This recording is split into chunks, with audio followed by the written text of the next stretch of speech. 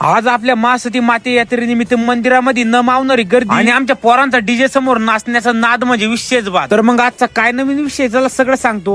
तर मग कसं आहे मंडळी, मी तुमचा लाडका SV व्लॉगर. आज ना गावची यात्रा असल्यामुळे सकाळी सकाळी गाडी घेऊन गावात आलो. म्हणलं यात्रेचं नियोजन कुठपर्यंत आलं ते पाहू आणि सती मातेला नारळ पण फोडून. मग गावात येऊन सती मातेला नारळ फोडून दर्शन घेतलं आणि बाहेर येऊन बघतो तर काही आपले चिले पिले मस्तपैकी पताके लावत होते. बाकी काय असो पण ह्या पोरांचं काम मला आवडलं बरं. त्यानंतर घरी येऊन सगळे काम आटपून घेतले आणि आम्ही तिघं संध्याकाळच्या टायमाला निघलो बघ जत्रा पाहण्यास. मग यावर्षी भरपूर अशी दुकानं लागली होती जत्रेमध्ये. मग दुकान वगैरे पाहून डायरेक्ट तिथून कल्टी मारली आणि डीजे कडे आलो. मग इकडे येऊन बघतो तर पोरांनी डायरेक्ट नादच केलाय ना, हे तुम्ही आता पाहू शकता.